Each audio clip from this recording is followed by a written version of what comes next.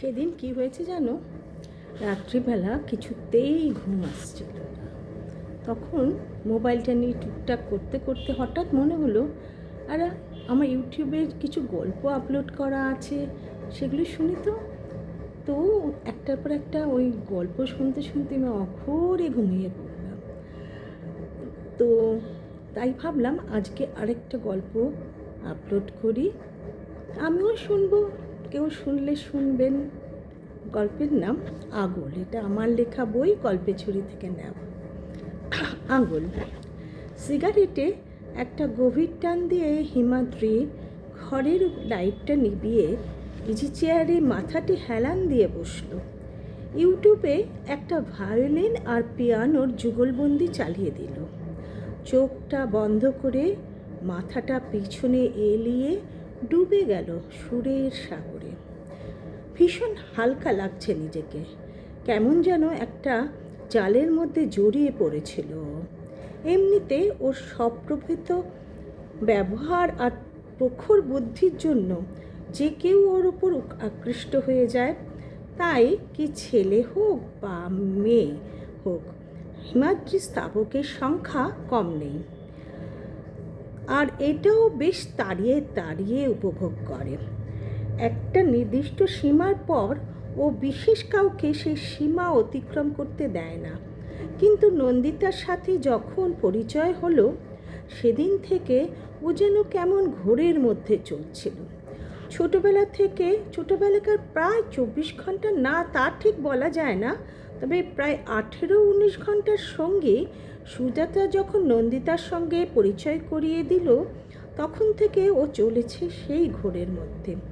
Nandita সুজাতার boyfriend অমিতের বোন, যে হিমাদ্রি নিজের ইচ্ছার বিরুদ্ধে কিছু করার কথা ভাবতেই পারত না, সে নন্দিতার সব কথাতেই সায় দিতে শুরু করেছিল।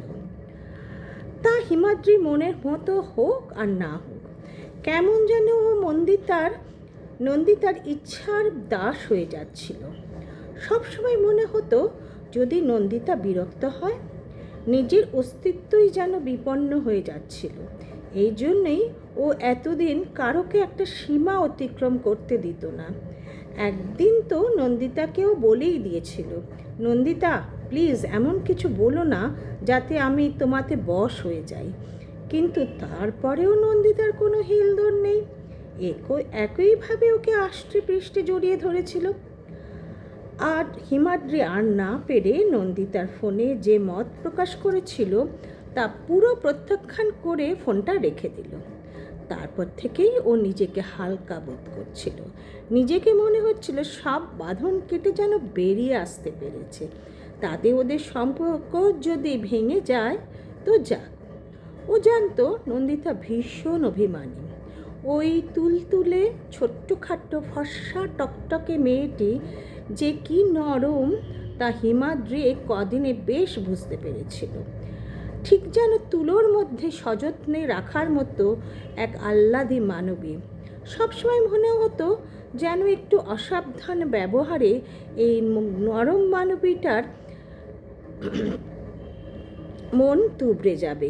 কিন্তু এইভাবে চলতে ও যেন কেমন নন্দিতার দাসে পরিণত হয়েছিল। তাই আজকে আর না পেরে ওর নিজের মনোভাব বেশ রূঢ়ভাবেই বেরিয়ে এসেছিল। সুরের সাগরে ভাসতে ভাসতে কেমন যেন একটু তন্দ্রা মতন এসে গিয়েছিল হিমাদ্রির। হঠাৎ ফোনের আওয়াজে চমকে উঠে দেখল নন্দিতা ফোন করেছে, যা ওর প্রত্যাশার অতীত ছিল। একটু অবাক হয়েই ও ফোন তুলে নির্লিপ্ত গলায় হ্যালো বলল। ওপার থেকে যা ভেসে এলো তা হিমাদ্রির স্বপ্নেও কখনো কল্পনা করতে পারেনি। দেখছিলাম তুমি কতদিন নিজের অস্তিত্বকে অস্বীকার করতে পারো। মাঝে মাঝে তোমার সব মেনে নেওয়া আমার অসহ্য লাগতো। ভেবেছিলাম 2 মিনিট পরেই তুমি ফোন করে ক্ষমা চাইবে, কিন্তু 2 মিনিট নয়, 1 ঘন্টা অতিক্রম করার পরও যখন ফোন পেলাম না, তখন মনে হলো এতদিনে আসল মানুষটাকে আমি ধরতে পেরেছি। কী ভাবছিলে? তোমার ওই কঠিন ব্যবহারে আমি তোমার সাথে আমার সম্পর্ক রাখবো না?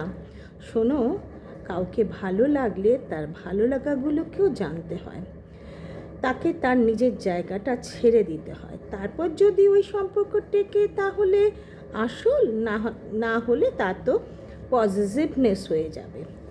আমার সঙ্গে কথা বলছো বলে তুমি আর কারোর সাথে কথা বলবে না, বা আমার সব কথা তোমাকে মেনে নিতে হবে, তাই বলে এখন তুমি আমার উপর তোমার ইচ্ছাগুলো চাপিয়ে দিও না। আমাকেও আমার পছন্দ মতন থাকতে দিতে হবে, তাহলেই তো বেঁচে থাকবে আসল বন্ধুত্ব। কি হলো, কোনো কথা বলছো না কেন? কথাগুলো শুনে হিমাদ্রির গলা বন্ধ হয়ে গেছে। ও এর কি উত্তর দেবে ভেবে পাচ্ছিল না। এই যেন ঠিক মনে হচ্ছে পাথর ফেটে শীতল জলের ঝর্ণা ওর সারা মন সিক্ত করে দিচ্ছে। কোনো রকমে ও ভাঙা গলায় বলতে পারল, নন্দিতা থাক, এখন তোমাকে কোনো কথা বলতে হবে না। কাল যদি মনে থাকে এই বন্ধুর কথা তাহলে ফোন করো, আমি সবসময় তোমার পাশেই আছি। ফোনটা কেটে গেল। হিমাদ্রি কেমন যেন নিজেকে পাগল পাগল লাগতে লাগলো। কখনো হাসতে লাগলো, আবার কখনো দু চোখ জ্বালা করে উঠতে লাগলো। প্রায় ঘন্টা খানেক লাগলো হিমাদ্রির এই পরিস্থিতি সামাল দিতে। তারপর হিমাদ্রি ফোন তুলে এক দীর্ঘ মেসেজে নন্দিকাকে নিজের মনের যত আগল খুলে তুলে ধরল। নমস্কার।